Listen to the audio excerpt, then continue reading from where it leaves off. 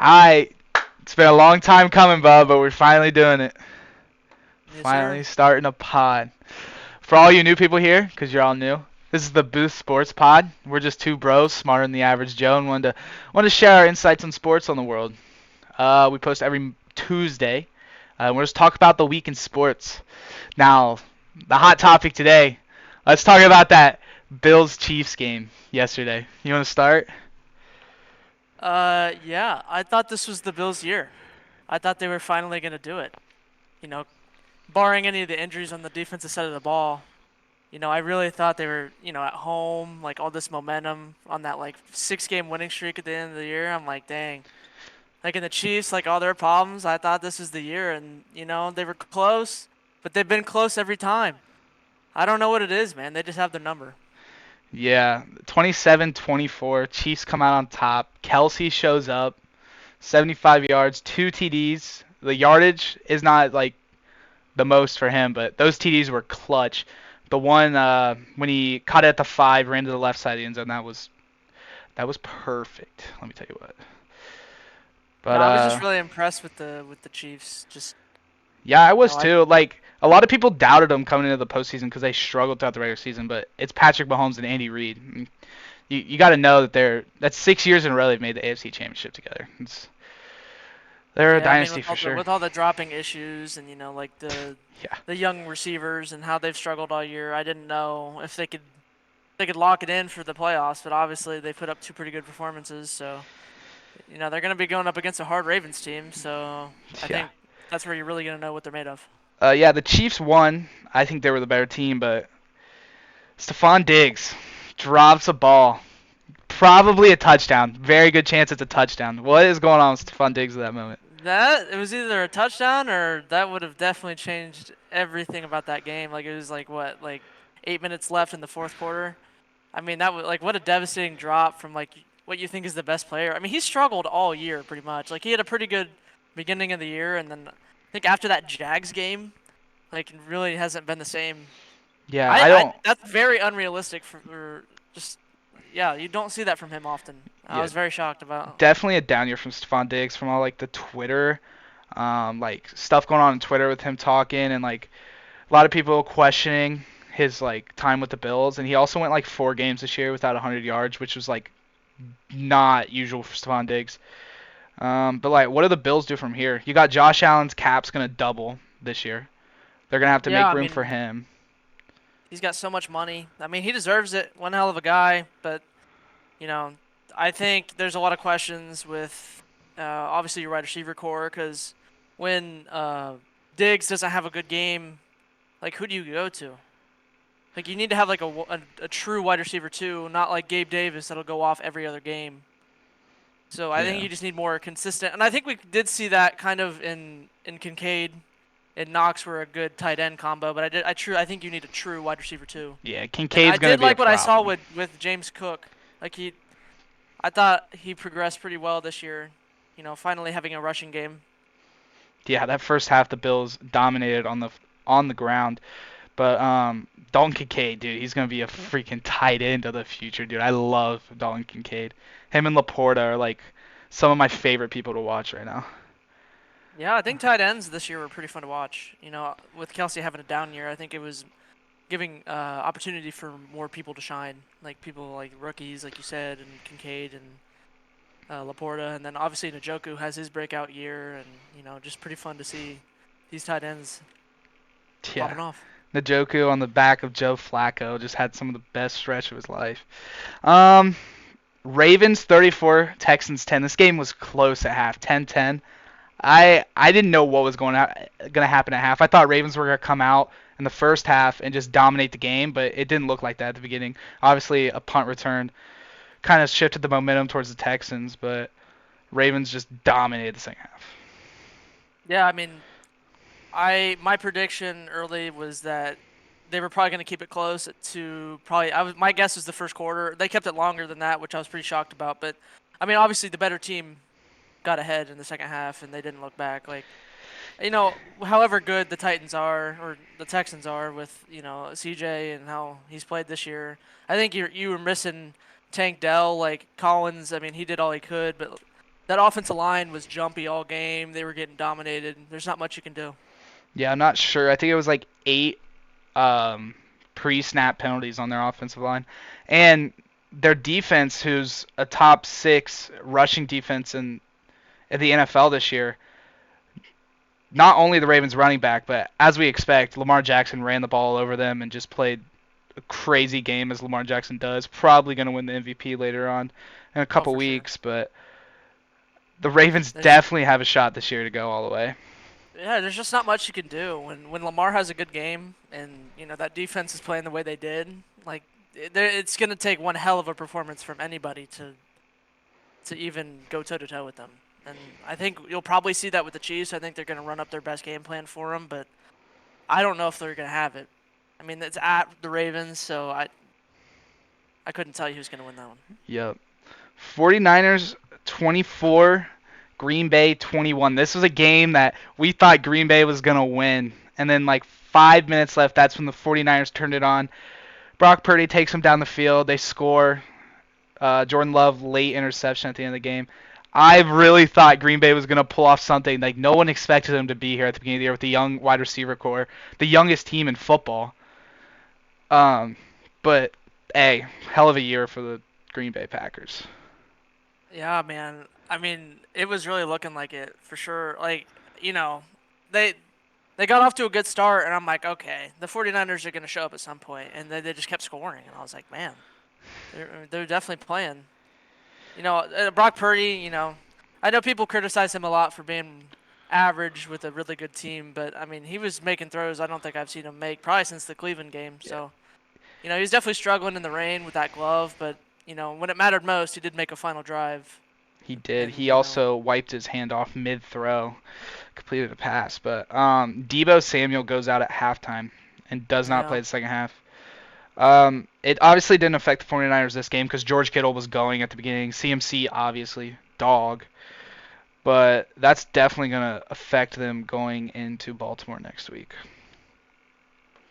for sure. Playing the Lions. They're not playing Baltimore. My bad, the Lions.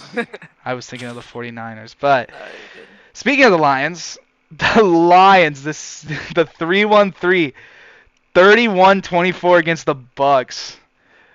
I feel like everyone's a Lions fan at this point. Like if your team isn't in the playoffs, you're rooting for the Lions right now. Yeah, that offense when it gets going, it's very hard to stop. I mean, you got everybody. Jared Goff, all he has to do is manage the ball. You got Jamar Gibbs obviously in the backfield, and you got even when Montgomery has a game, like he can just kind of come out of nowhere. And obviously you have star tight end coming out of nowhere, Laporta, along with St. Brown. Like there's just so many options that you could choose from, and I'm Yeah. if the Lions are going to go anywhere past the NFC Championship, it's going to be on Jared Goff, and that's where I have my hesitations because, I mean, he's played good all year, but I don't know if I can trust him fully against the 49ers defense. Yeah, I can respect that. It's also like oh my god, the Montgomery and Gibbs, like them two together. Gibbs is your big breakout play running back, which he's been great. And then watching Montgomery run all year, he runs so hard. He runs through people. It's actually really enjoyable. And against a Bucks defense that's really good, like actually really good. They had to win 9-0 to sneak their way into the playoffs, which it's Carolina, so I mean that means nothing. But I mean Philly couldn't score really on them. I mean, that was impressive. And St. Brown was not that active at the beginning, but he got active down the stretch. And Laporta, he's just a dog. He is just a dog. That's all I gotta I'll say give about him. credit where credit's due with Baker and that whole team. Like they kept it close. Like every time you thought maybe the Lions would break away a little bit, they always came back and scored. Whether that was Baker, throwing a good pass to Mike Evans, or just the running game starting to get traction. One of the only things I would have to say is, Baker just his decision making with interceptions. Like they were down 8 with like 2 minutes left, and you need him to make a play. Like I don't know if he's worth that much money to. Hmm. I don't think he's that guy to lead you down and score with 2 minutes left. But I props to him for having the year he did, and the Bucks. making it this far to begin with. I mean, what a hell of a story. Yeah, and they're going to have to do some stuff in free agency too with deciding if they want to keep Baker and Mike Evans. I'm pretty sure is a free agent who looked like he didn't even want to be there at the beginning of the game. He basically forced an interception on his own.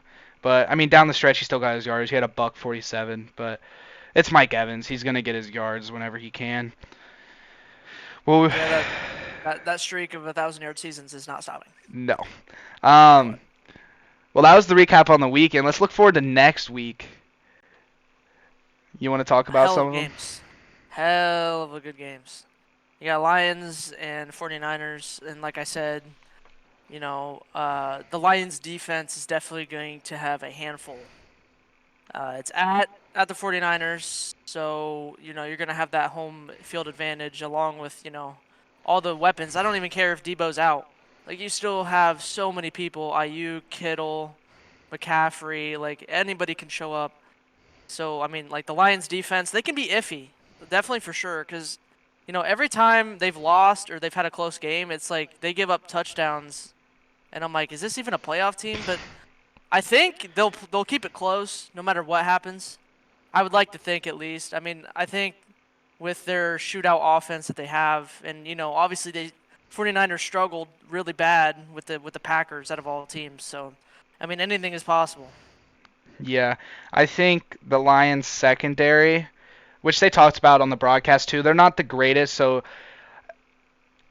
if Brock Purdy can go out there and just get it to his playmakers, they definitely should be able to advance the ball downfield and score, not with ease, but score really well. And then I'm looking at this Chiefs Ravens game, and the thing that just is hitting with me is Lamar Jackson. Like Patrick Mahomes has to go out there and play this Ravens defense and beat them on his own, basically. He has to go and make the plays for his wide receivers, and I just think that's not going to work against that Ravens team. And the Lions, I want the Lions to win, but it's definitely going to be a mountain that they're going to have to climb in San Francisco this week. Yeah, I mean, yeah, with the Chiefs and the Ravens, like you have two of the best quarterbacks in the NFL. I think they both have actually really good defenses this year. Hmm. I didn't expect the Chiefs to have the defense they did, but I don't know if they can stop whatever the Ravens will have. I think, yeah, it's going to be the Ravens are going to be out in front probably the whole time, and I think it's up to Patrick Mahomes and either Kelsey or Rice to do something, because that defense with the Ravens, like they will suffocate you, they will blitz you, they will come at you with everything they have, and it's I think it's just up to if Mahomes can make a play, Hmm. and I mean he has, so it wouldn't shock me, but at the same time, I think it's too much. Yeah, and speaking of defenses, the 49ers defense with Warner and Ward, I like them, but we've also seen throughout the year that someone can walk in to Levi Stadium and drop 30 points. It's happened this year, and I'm not. The Lions could do it. Their offense is high caliber enough to do it. It's just a question of is their defense able to stop the 49ers from scoring that much. Um, Yeah, I think with that game in particular, I think it's just whichever quarterback does better. yeah, I I mean, agree. you both have really good offenses that work really well. It's just which quarterback's going to get it to them. I mean, I think that's just the end of the day. Yeah. We wanted to look at the over unders on some of these games. Chiefs Ravens over under is 44 and a half. Um, you see, I could definitely see that being under. I'm thinking under as well. I don't think it's going to be the highest of scoring games. That both teams will definitely score two tutties, but I think it's going to come down to field goals at the end, basically. Yeah, And then Lions 49ers is set at 50 and a half. that's pretty high. I don't know if I'd go that high.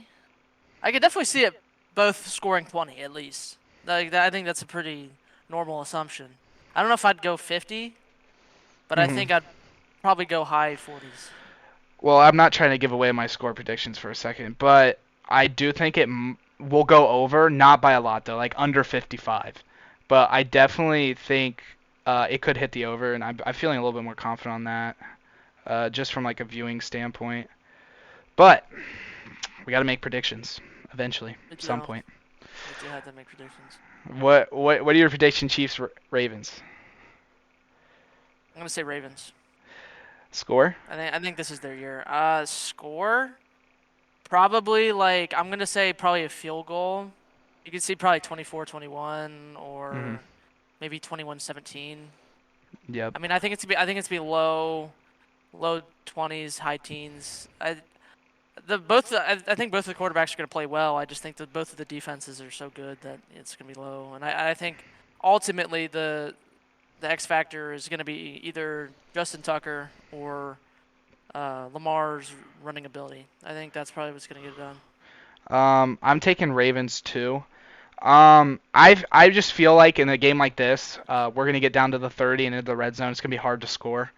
So I'm still gonna take Ravens 24-17. I have both teams kicking field goals. But I think the Ravens defense is a little bit better, and I just think Lamar is an X factor. Yeah. And Zay Flowers too, and I think Mark Andrews gets activated this week. I'm pretty sure. So he should be back this week too. But likely their rookie tight end has been playing great. Yeah. So I'm just gonna go to the Ravens. I think it's an easy pick for me, a lot easier than the next one. But speaking of Really? You that, think so? yeah, Lions 49ers. The spread's actually set at 7 for this game towards San Francisco. Really? Yeah. 7? I don't know if I'd go 7. I'd say the 49ers win, but I don't think it's 7. I'd say probably 4 is more realistic. hmm I think it's either the Lions get blown out or they keep it close. Yeah, I Because think if this. if the offense isn't working, the game's over. Yeah, I mean that's and just as simple as that. we've seen their offense over throughout the year like take a little bit to warm up. Um, but I think it's gonna be there. I think they're a better team than the offense. Well, I think they're a better overall team than the Green Bay Packers. Green Bay was just hitting their stride there at the end. Yeah. Um, just because I want the Lions to win really bad, my score prediction is actually Lions 31, 49ers 24. So I I'm take gonna them. say I'm gonna say that the 49ers will probably win 27-21. That's fair. I like that. I like that a lot. I like that a I lot. think I don't trust Jared Goff, but I also think that yes, even though the 49ers did get kind of exposed last week, I think Shanahan will probably cook up something way better than what we saw. And I think the obviously the Lions are a great team, but I just think their defense is definitely going to be Yeah. overmatched here. Yeah, that's something that I'm worried about. I'm just hoping that it all kicks in I say at the that, right but at the time. same time, they played well against the Rams, who I thought had the best offense in the NFL going Yeah. into it. So Yeah. I don't know. I guess we'll see. We'll get off the football train for a second and we'll jump on things that happened this week in sports. Friday night, Nikola Jokic and Jamal Murray went into Boston and gave them their first home loss in 20 games. They were on a 20-game win streak to start the season, and they handed them the L. The end was kind of bad. Tatum missed two game-winning, game-tying threes there at the end, but I mean, all good things have to come to an end, especially if you're the Boston Celtics. I This mean, one they're is fine. one that I didn't watch, but I'm very mad that I didn't. Um, the Sean Strickland versus the Duplessis fight came down to a split decision where Sean Strickland lost his middleweight belt to the new champion, Duplessis. It was really I didn't watch that one controversial. either. It was really controversial. Um, if you look at the rounds, Strickland actually won significant punches, all but one round. And then even at the end, a lot of experts had Strickland winning. But it's the UFC at the end of the day. It comes down to the judges sitting at the table. It's the UFC though. Strickland's gonna get another shot at his belt eventually. There might be a Strickland Duplessis 2 in the future, but I don't know if you saw Strickland's face. It was messed up. He had some crazy scratches on it. Uh, Next, Caitlin Clark, Sunday against the Buckeyes, dropped 45. She is 0-3 when she drops 45 points in a game. Which this is a game I obviously watched the whole thing because I'm a Buckeyes fan, and seeing oh my god, seeing J.C. Sheldon and gosh dang, Cody go out there and just ball up. Uh, McMahon had 33, and Sheldon had 22. But Caitlin Clark had 45. It is insane to watch her play. We were talking about this yesterday. Let's just throw her on the Pistons and let her drop See 25 a what game at this happens. point. Yeah. Like, throw her behind the arc. Just let her shoot threes all game. And people would even say like, like how the women's three is shorter, but even like she's taking like shots damn near half court and like making it look pretty easy. And I'm like, damn, And like the she's Pistons could fun to definitely use watch. that. She is fun to watch. They definitely use I that. was checking her stats today, and she's averaging 31, 7, and 7. That's insane. So not only is she's scoring for her That's teammates too, which crazy. is awesome.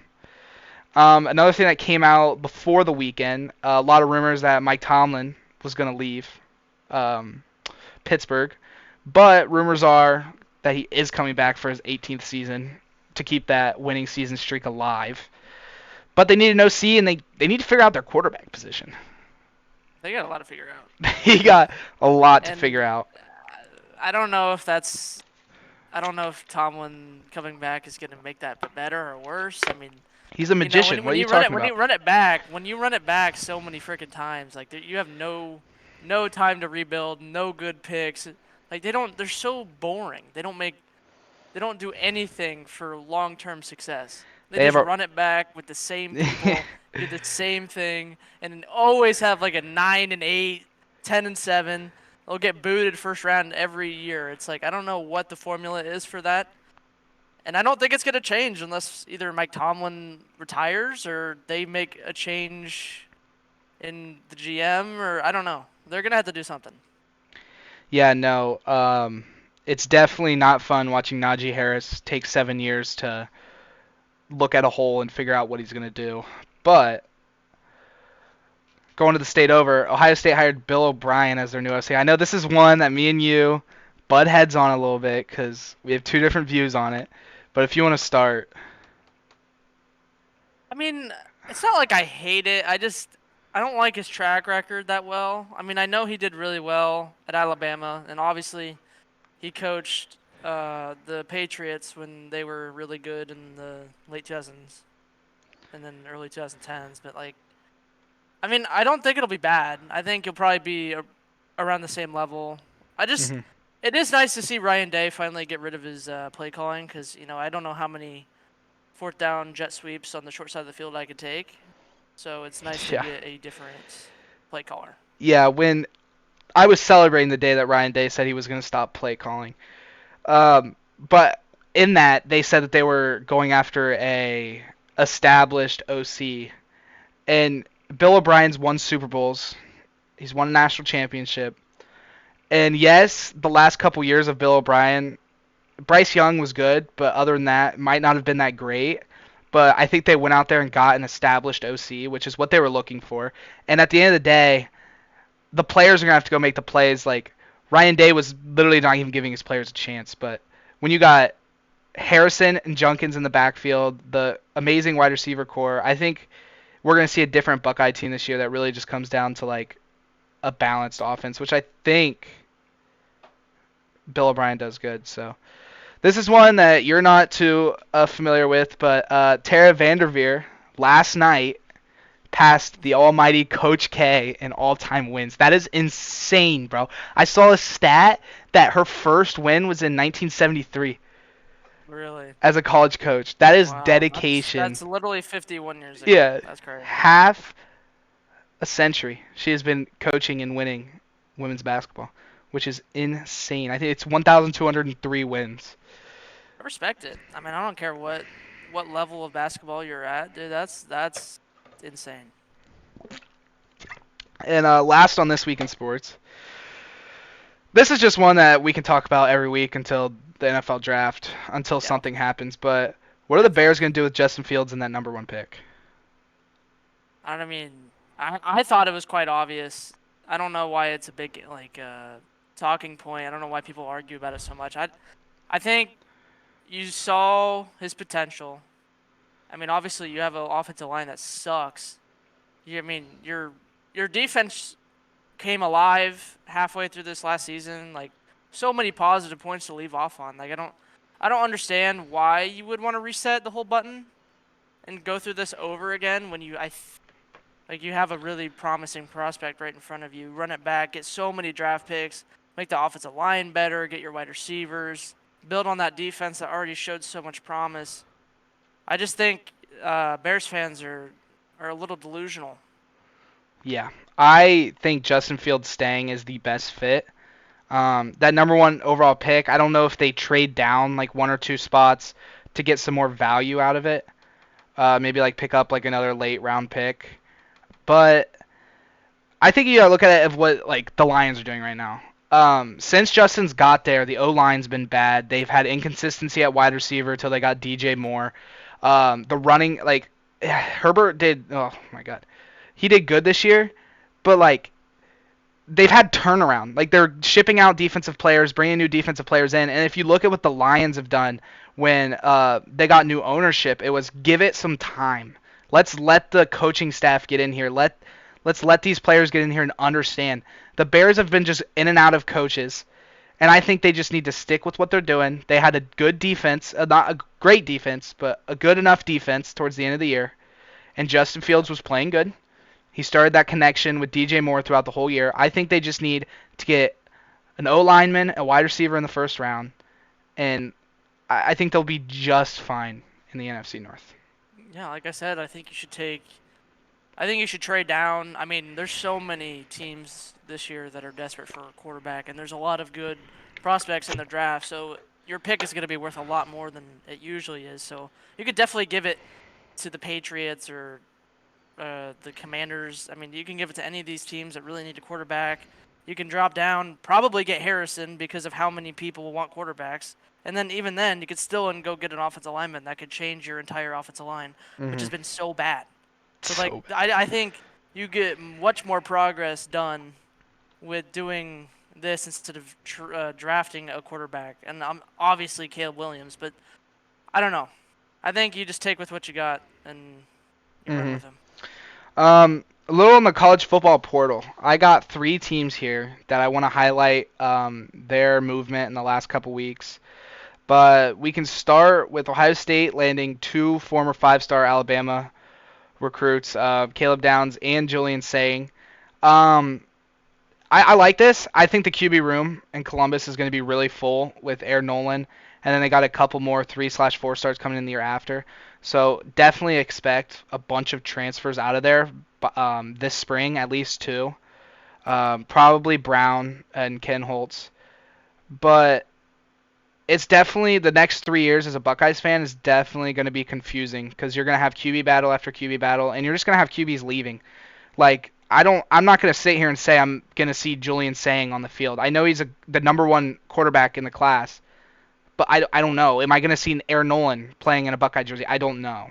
There's just so much in that quarterback room that we thought we had nothing a month ago. Yeah.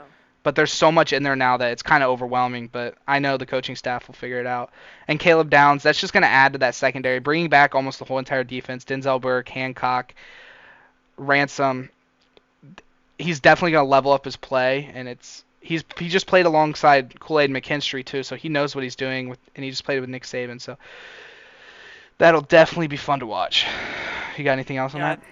I think if you're looking at Ohio State and you're wondering about the future, I think you just take obviously one year at a time, especially, all this movement in the transfer portal. I mean, I'm excited to watch a mobile quarterback with two of the best running backs in his backfield.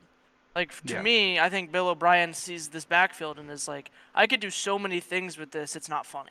Yeah. And I think with all this talent that you brought back, doing a little Michigan and bringing 6-year seniors, like it feels like that. Everyone's wanting to come back one more time. I mean, I don't think there's a lot of excuses if you No. don't at least make a good push. I think You have this. to beat the team up north. Yeah. You have to get a good playoff spot, and I think you got to win a game. And I Yeah. don't if you don't do any of those, I think you're gonna get called for your job. Yeah. And I think that these moves that they've made in the portal and the returning players definitely separates them from the rest of the pack with Georgia. Because Georgia's bringing back a lot too, and it's Georgia. It's Kirby Smart. He knows what he's doing. I think those two are really the title favorites, and I don't see that many teams that close behind them. Yeah, I mean Georgia versus Ohio State's definitely going to be the top two. I mean with Quinn Ewers, but I don't. Texas isn't like they're not. They They're don't playing an really. They're SEC schedule next year too, so they're yeah. definitely going to get beat around. And then speaking of the SEC, the next team, Alabama. They hired Kellen DeBoer on January 12th, exactly 10 days ago. And they have lost 10 players to the portal, 3 5 stars, 3 4 stars, and 2 3 stars. Um, and that's obviously including the 2 that Ohio State picked up. I know this is not going to be like they've also brought in like 4 transfers from Washington. So DeBoer is obviously bringing his people with him, but I don't really know. I hope they land a lot of people in the spring. I think Alabama is still Alabama. Like you can still go to Alabama and you're still going to compete for something. But I hope that this isn't like a downhill train for them. Uh, yeah. I I talked about this the other day. I think you're probably going to see the next cycle of recruits for probably 3 to 4 years. I think they're still going to be competitive. I just don't think they're going to be near what they have been. They're probably going to have like 2 losses. I mean, if they play Georgia, that's odd. I think that's automatically a loss, and then I think they'll probably give some SEC opponent a win. Yeah. I think like you said, you lose all these recruits. You know, Saban's gone. Like half the people on the team are there because of Saban. So I mean, it looks really rocky right now. But I think if you let the cycle go through and you just let DeBoer work as a coach in his new setting, I think you'll see it come back to what it usually is. I don't know if it'll be Saban level anymore, but Yeah. I definitely think that they'll be respectable. Yeah, So I don't I think you really have anything to worry about in the long run. I think just expect this next few years to be a little rough. yeah, and I talked about this today with a buddy. Just like talking about DeBoer and like what I expect is I expect Alabama to either be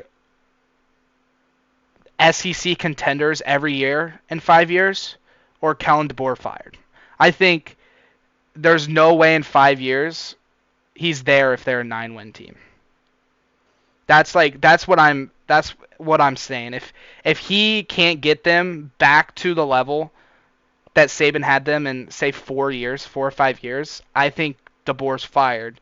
And that's not a knock on DeBoer. That's Alabama. Like for since 2007, that has been Alabama. And I don't think Alabama fans or the school in general is ready for that to end. Yeah, they're just spoiled rotten. They don't know what it's like. Yeah. Well, speaking of DeBoer, let's go Washington. This one's funny. Since DeBoer left, Washington has lost 17 players to the transfer portal, which DeBoer brought like 3, 4, or 5. Uh, the question I have for him is the QB room. They landed a 4-star QB out of high school. He committed to Arizona, transferred to Washington with Jed Fitch, but they're losing Penix. Will Rogers entered the portal the minute that DeBoer left, and their third string this past year entered the portal. It's gonna be rough. Yeah. It's definitely gonna be rough for Washington, especially you know you put all your chips in the bag. Maybe you didn't know it yet, but you put everything on this year to win, and you didn't win, and then you end up going and losing all of these people to either the draft or just straight up graduating and then the transfer portal, like you said. Like and especially going into the Big Ten. Like I definitely don't have high hopes for them Yeah, I this was year at all. excited going into that national championship game to see Washington in the Big Ten next year because that would have been fun. They're going to play teams like Michigan and they're going to play their Oregons, and Oregon's going to be good next year. Like I thought Washington, if they could get to 10 wins last year, I would have been next year. That would have been awesome, and I was excited for it. Now I'm a little on edge about it, but them not having a single offensive weapon coming back next year is definitely Yeah. going to hurt them. But we'll get off of college sports and back to the NFL. The coaching carousel is in full swing right now. Full swing.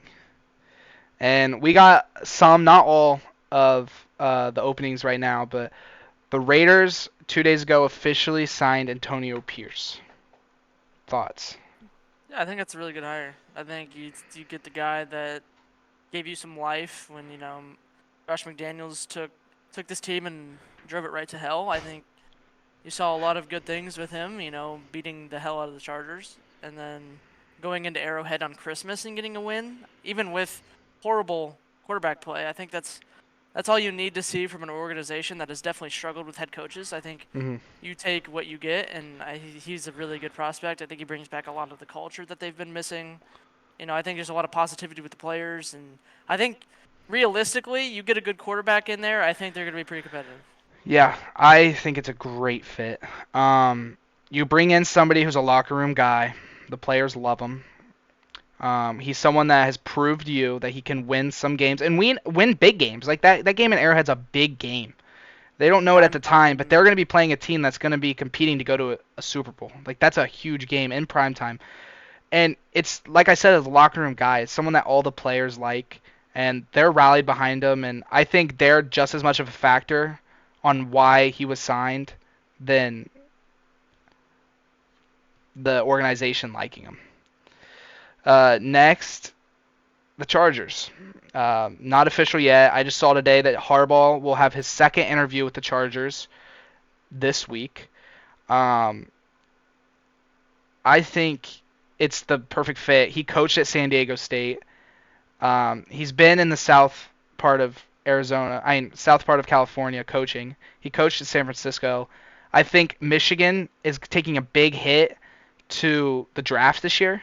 I think Michigan has done really good job the last couple years of retaining players and keeping players, and that is what allowed them to do what they did this year. But I think they're taking a huge hit, and I think it's just best that Jim Harbaugh gets out of there and just goes to the Chargers. I mean, if you're gonna talk about wanting to save your coaching career, I think getting getting out of the NCAA before they investigate you is definitely one of those get out of jail free cards. Yeah. Uh, like yeah, just like you said, I think they spent 3 years building and bringing back all these players, and I think yeah, you go out on top. I think with the investigation looming, and you are probably this is like the most hyped he's been as a coach probably since San Francisco. So Hmm. I think if you ever want to go back to the NFL, now's definitely the best chance. And by any indication of him interviewing with the Chargers more than once, I'm pretty sure that's a good indication he's wanting to go. Yeah, So and yeah, I think you'll probably see him go to either the Chargers or whoever else is interviewing him. and somebody else interviewing twice. Bill Belichick is also scheduled this week to have his second interview with the Falcons. This is one that we called a couple weeks ago because when we were looking after Bill Belichick's press conference with the Patriots, you already knew that he wanted to coach, and you were looking at teams that would fit him best. The Chargers were one that a lot of people wanted when they throughout the season when they knew Belichick wasn't going to be there. But if you look at the Chargers on paper, their defense looks good, doesn't play good. It's not a fit for him. But the Falcons defense is really good. I know a lot of people didn't watch the Falcons this year because that division was horrible, but the Falcons defense was actually really good, and their offense has the pieces to be really good. They just don't have a quarterback. Yeah. Obviously way more potential than he had in New England. Like you said, the defense there is really scrappy. I mean, with the addition of like Jesse Bates and Calais Campbell, like they have a sneaky good defense with all these young guys, and that offense has so many playmakers. It's just, yeah, you don't have a quarterback, and also Arthur Smith didn't know how Yeah, to use any of them. he was horrible. So Bill is definitely going to figure out a way to use them more than Arthur Smith ever did. So you have that, and I also think that they're just a perfect team for Bill to make that defense like I would say that he could make that defense into like a Ravens defense where they just come at you with everything they have because Mhm. they have a star player on every single level. So Yeah. when you have that, that's a special thing to do is to have someone that's like a star player on every single level of the defense. And you can do a lot with that. And, like I said, the amazing potential they have on offense. I mean, you just need a quarterback. Yeah. I think they have a lot of dudes on that team, and I think the uh, addition of Bill Belichick would turn a lot of those dudes into men, and I think they would succeed very well in the division. Next is Seattle. Seattle has requested Rams defensive coordinator Raheem Morris and Giants OC Mike Kafka, I Kafka. think. Kafka. Kafka. Kafka, sorry. He Why would doesn't you know how want to to. He doesn't why know would how to you pronounce. want to interview the Giants OC first off? And we'll get to that next with the Titans. But the Rams defensive coordinator, I like it. I mean, the Rams have been a very solid team over the last couple of years, and McVay has just been a pipeline to get coaches get coordinators as starting coaches. But in my opinion, they haven't interviewed him or requested to interview him. But Mike Vrabel is someone that I really like for this position. Reason being, Seattle was good during the Legion of Boom. They were so good when their defense was good. Yeah. And I think this year we've seen Seattle lose because the other team's scoring 30 points. They might go out there and score 24, but you're not going to win if you give up 30 points. And I think Mike Vrabel is a defensive enough guy that it would just fit really well in Seattle. And I hope that Pete Carroll sitting in his new desk in HR really pitches that for him. Yeah, I'll talk about the Seattle thing, but just for a second, I don't know a Falcon fan, like I don't know one personally, but I could only imagine what they were feeling when Bill Belichick got interviewed for the head coaching position after they literally got their soul taken away from them by this man, Yeah. and now they're Falcon. letting him into a head coaching position. That would crush me. But I'll talk about the Seahawks now. Yeah, I have no idea why you would go for the Giants OC. They're probably not going to go anywhere with it, but even an interview I think is a little too much. I mean, you saw nothing out of them ever. Ever. No. Not one time. Maybe with the Eagles, but I mean, the Yeah, Eagles you were saw the that Eagles. in an overhyped Daniel Jones for 2 years. That's all you've seen out of the offense Yeah, in like what was New he York. cooking with Tommy DeVito? Nothing, really. Um, and also I do have sneaky suspicion that any defensive coordinator that comes from the Rams may not be as good as we think they are because, Yeah, but with the whole Staley situation.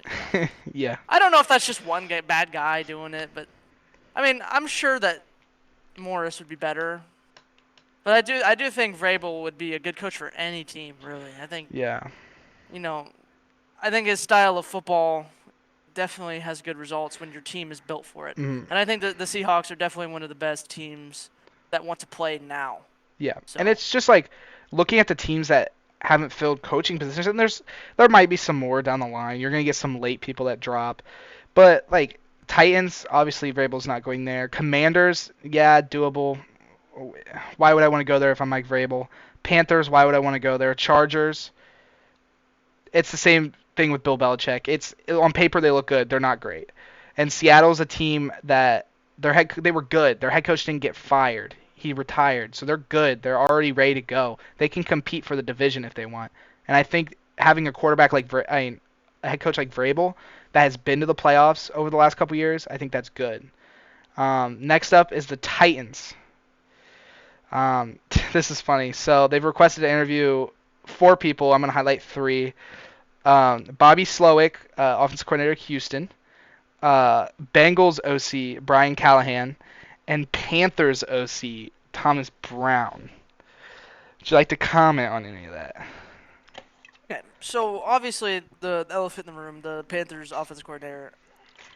I will try to give them the benefit of the doubt, and maybe his schemes were somewhat okay, but just how bad the Panthers were, they didn't do anything with it. But I could, like, why? I don't understand that at all. Like, I uh, want some confidence that my OC or my head coach would be like somewhat calling up some good plays in them. But you saw absolutely nothing out of the Panthers all year. yeah, Like the only good game I ever watched them play, and trust me, I didn't want to watch them play, was the Panthers versus the Packers. Like, but that was Joe Barry. yeah, So there's nothing good about that team. I don't think. I think you're hiring a bad head coach if you do that yeah. decision. And in And my opinion, I think Bobby Slowick in my opinion, I think he's a better fit. One, because I want there to be another youngest head coach in the NFL, and he is 36. Two, I think the offense in Houston this year showed how smart he is, and his schemes are good. Um, Pierce is not a great running back, and that really like held the Texans back in their run game this year. They had a horrible run game, but I think some of the things he did with CJ, where he rolled him out and he confused the defense in the back end, I think that's good enough to where if it's Ryan Tannehill or not, that they're going to be able to win games with that. Yeah, with the Titans, I think if you're gonna go between Bobby and Callahan, I think if you're management, they would probably look at Brian just Yeah, because you've had three seasons. The Bengals offense. I mean, they made it to the AFC Championship 2 years in a row, and then yeah, obviously Joe Burrow gets hurt this year. I think you just have more of a track record of good play. So I think if it's just those two candidates, I'm pretty sure Callahan would get the job. But yeah, I can totally see what you mean with the Bobby situation. I think he definitely was probably the main reason why Houston surprised a lot of people. With the schemes and yeah, Stroud's QB play together, I think they were definitely made a lot of people surprised. So yeah. one And the shot for last them. three teams don't have much to talk about them. Commanders haven't requested anyone, but they did bring in two new GMs into the front office to help fix whatever's going on there in DC. And then the Panthers and Chargers, I would touch on them, but both teams have requested to interview like 10 guys. So that'll be a conversation for another day. Um, but I think both of these teams, the situation you're going into is not that great. I think Herbert's a great quarterback. I just don't think the Chargers franchise in general is going to make it really anywhere. I think with a team like the Chargers, obviously you see so much potential in that team. Just that offense in general. You have the running back, you have the quarterback, you have a proven wide receiver. I mean, the offensive line is pretty good. I mean, it's like decent, and then the defense that should be really good came out and did a dud Yeah. behind a head coach that was supposed to be defensive minded. So that was a little concerning. I didn't know what that was this year, but I think if you're going to be a coach of this team, you have to be ambitious and you have to be. I think you got to bring like a sense of winning into this locker Mhm. room that they haven't seen. So I don't really know who's the best for this job. I would assume if someone like Vrabel came in, I feel like he would be able to fix a lot of the problems that the Yeah. defense has and like bring like a disciplined mentality to this team. I think they desperately need it. But I definitely like I don't if I'm Vrabel, I probably wouldn't go there. Just I think there's too many Yeah. question marks with the cap space and, all these people getting older. I think we saw a big regression from Eckler this year. Yeah. So other than Herbert and Allen, I mean Williams is coming off of an ACL tear. I don't see a Yeah. lot of They positive, and they obviously the fall on Panthers, Allen a there's nothing to lot. play for. There's Allen, nothing to they play for with the rely on him a Panthers. lot. We got one more segment for this first video. NFL honors. We're gonna talk about who we think should win it. A lot of them are pretty much guarantees. But we can start with the MVP. We already know who this is. Lamar Jackson, Lamar. I'm assuming. Yeah, yeah. Well, Lamar has just been too good this year. He basically won the MVP when he went into Levi Stadium and let the 49ers fans know. DPOY. I'd like to add something with the Okay. Yep. Lamar thing as well. I mean, you probably could have made a somewhat decent debate for Dak, but I think where that is iffy is I don't think Dak stacked up enough good play against really good teams that Lamar did, and obviously they got bounced first round by a 7 seed. Yeah. So I know the MVP doesn't go through the playoffs, but I mean I think the playoffs were just a guarantee that Lamar was definitely the better player. And yes, not only did he go and prove it at San Francisco, he then doubled down and beat the hell out of the Dolphins. So I Mhm. think, yeah, I mean that was automatically sealed it for I think everybody. So Yeah. yeah, that's And that's I unanimous. I think it really showed old Dak in that playoff game. But DPOY. I'm not biased at all. I know, but I just want to see who you I'm not I'm say. not biased. I'm not biased at all. Um, I I could definitely see a lot of people though. Yeah, I have a I wide know range every of people T to and choose from. I know TJ Watt enjoyers. They're probably gonna love to say him, and you know, I'm not gonna say no. Like obviously he's a hell of a guy. Like he's good as hell. I just I don't know. I think if any time for Miles to win it, it would definitely be this year. I mean, with the Steelers team, that definitely I don't know what they were doing. I mean, they were Yeah, pulling shit out of their ass I've never seen before. That's just Mike Tomlin for you. I didn't think they were good at all, like ever, and they still won 10 games. So I couldn't yeah, tell you what that team's all about. But I think Miles. I think people shit on the PFF grades and all that, but I think he definitely impacted the game more than anybody this year. hmm So I mean, I would say I'd give him the nod, but I could definitely see people like TJ and I don't think Parsons did very well Parsons started the this season year. really well, but I think going into um, the first playoff game, I don't think he had gotten a flag thrown for him in like 7 weeks. Which, yes, that tells me that the refs are missing a lot, but at the same time, if you're in the backfield as much as he should be, you're definitely going to get flags. And I think he just had a down second half of the year. My pick, I'm just going to go the opposite of you. I think T.J. Watt. Um, when you watch the Steelers defense, which obviously like all Browns fans when they watch the Browns defense, they're watching for strictly Myles Garrett, and their defense is good in general. Their secondary is not bad, and then but when a non-Steelers fan watches the Steelers defense, they're watching for T.J. Watt because that dude is a dog. Let me tell you what. Um, I think it's a coin flip. It's a coin flip between Myles Garrett and T.J. Watt. I think it's just whatever that committee uh, thinks in their own opinion is better. But I think this one is definitely the most up for grabs compared to the I'd rest say of these. this and Coach of the Year is definitely Yeah, the for most sure. back and forth. I can see both cases. I mean, you've seen the thing. Like every Steelers fan in the world is gonna show you all the stats that like TJ Yeah, has over him. But I mean, there's a few things I could say. Like TJ was basically playing every snap, every game because his defense needed him to. And then, which I mean, that could also point to him being the only good thing about that defense. I mean, obviously it's not, but like when you get that many snaps. Like that's obviously saying that you're pretty damn good. I mean, Miles yeah. didn't have to because his defense was so good all year. So you can make that statement, and then also, um, yeah, I mean, not everything is stats.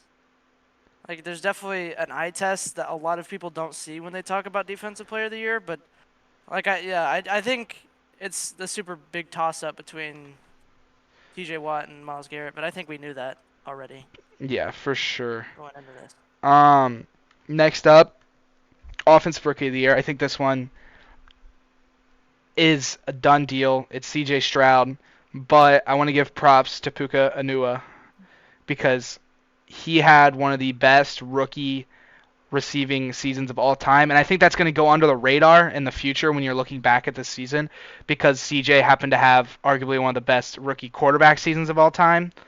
But I think from a fan standpoint, we're lucky that we got to watch these two throughout the year, especially so young. But yeah, CJ is definitely my pick. Yeah, it's unfortunate that Puka had the year that he did while CJ was doing it. Any other year, I think Puka would have been unanimous, but with an insane year by CJ and him going and beating the shit out of the Browns, I think that's just yeah, I think he's obviously the offensive rookie of the year.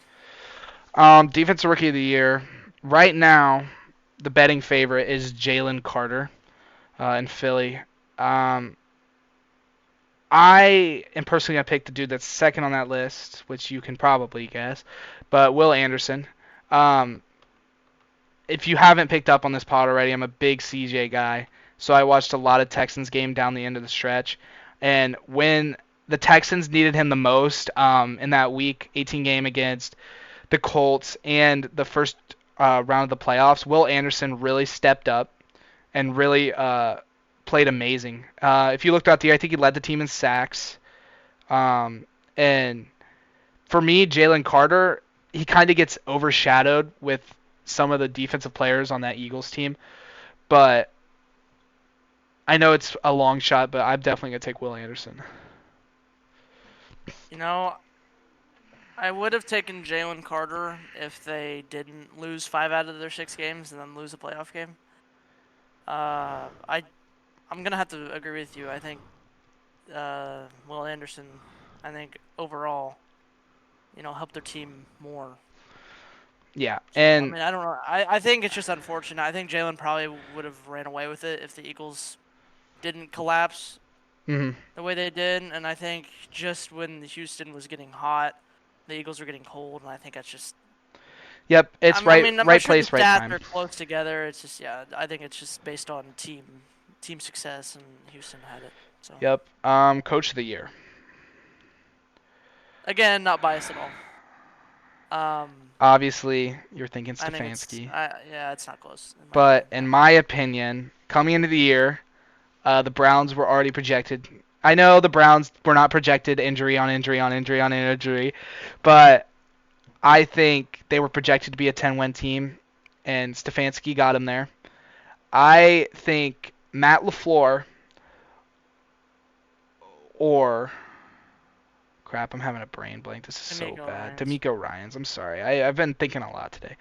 Yeah, Matt he's LaFleur, definitely D'Amico gonna say Ryans. something great about D'Amico Ryan's right now. No, I just think at the beginning of the year, Green Bay was not supposed to make the playoffs. D'Amico Ryan and Houston wasn't even supposed to. There's no way anyone looked at the schedule and said you're going to win more than 5 games. And both of those coaches stood up for their players and took them to the playoffs with two. And they both won a game too. Yeah, That's yeah, crazy. both won a game with two unexperienced quarterbacks. Um, for what we knew, Houston had no wide receiver core. We knew that Green Bay had a young wide receiver core, and we saw Watson last year struggle, so we didn't know what we were going to get with that.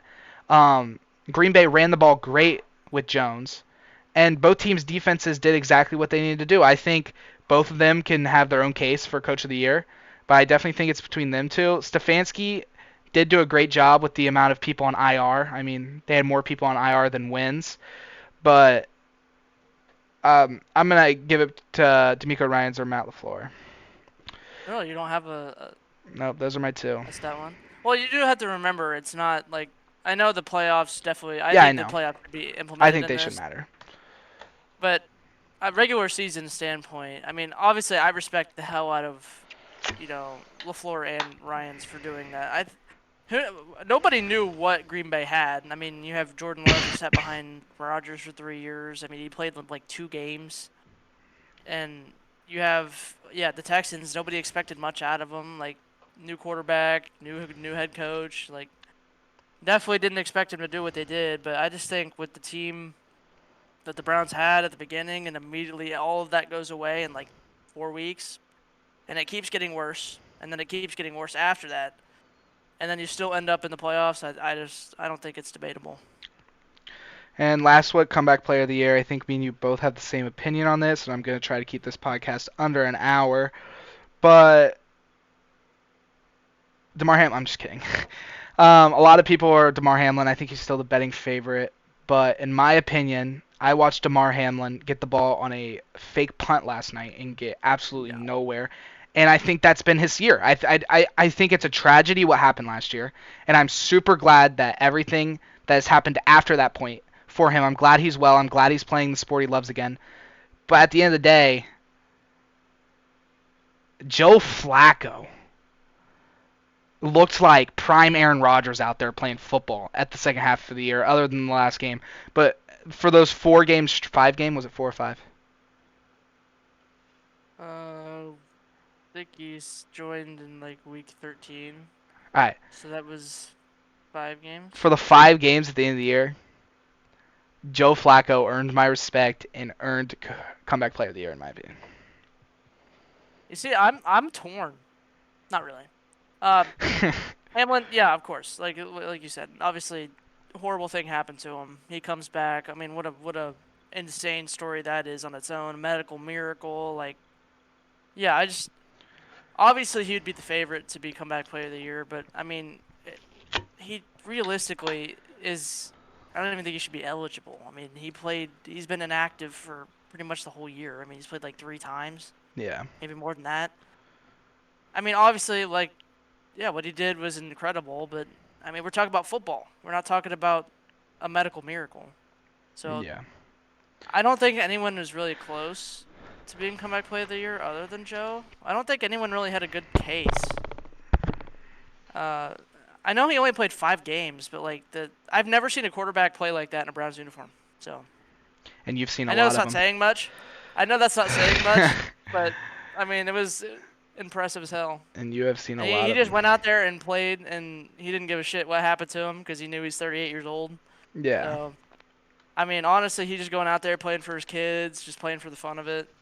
I Mhm. mean, that's definitely the best I've ever seen out of a Browns quarterback. So I was having a lot of fun. Well, what a way to end up the first pod with the Yeah. little controversial comeback player of the year. Thank you all for listening. Uploads go out midday on Tuesdays, and we'll be back next week. Thank you.